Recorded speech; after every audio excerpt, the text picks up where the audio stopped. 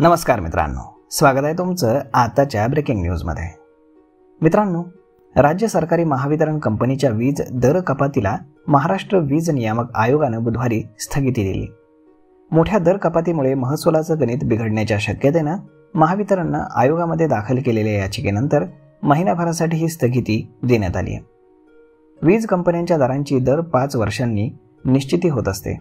त्यानुसार 1 एप्रिल 2025 ते 31 मार्च 2030 साठीचे नवीन दर हे 29 मार्चला जाहीर झाले होते।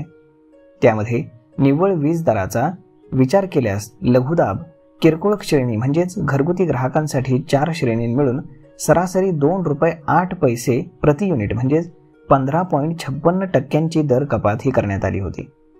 या दर कपातीला स्थगिती मिळाल्यानं पुन्हा आधीचेच वीज दर हे लागू राहणार आहेत। महावितरणनं दर कपाती विरोधामध्ये आयोगाकडे धाव घेत स्थगितीची विनंती केली होती। त्यानुसार आयोगानं या नव्या दरांना स्थगिती दिली आहे। तसेच आता महिनाभरामध्ये पुनरावलोकन याचिका दाखल करण्याचे निर्देश देखील आयोगानं महावितरणला दिलेले आहेत।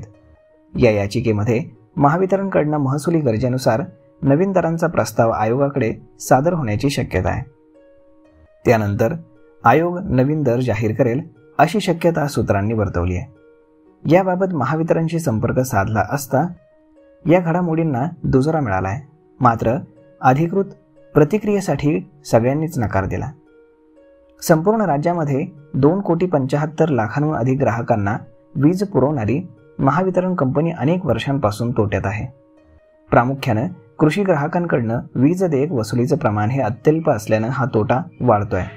या स्थितीमध्ये वीज दरामध्ये इतकी कपात झाल्यास त्याचा महसुलावरती परिणाम होऊन प्रसंगी कर्मचाऱ्यांचे पगार काढणं देखील अवघड होईल अशी चर्चा महावितरणच्या वर्तुळामध्ये दबक्या आवाजामध्ये सुरू आहे।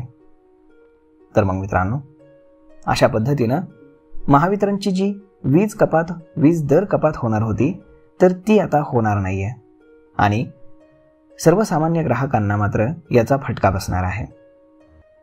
तर मग मित्रांनो, हा व्हिडिओ ही माहिती तुम्हाला कशी वाटली हे तुम्ही आम्हाला कमेंट करून नक्कीच सांगा आणि जर आवडली असेल तर आपल्या जवळच्या मित्रमंडळींसोबत देखील हा व्हिडिओ तुम्ही शेअर करायला विसरू नका। धन्यवाद।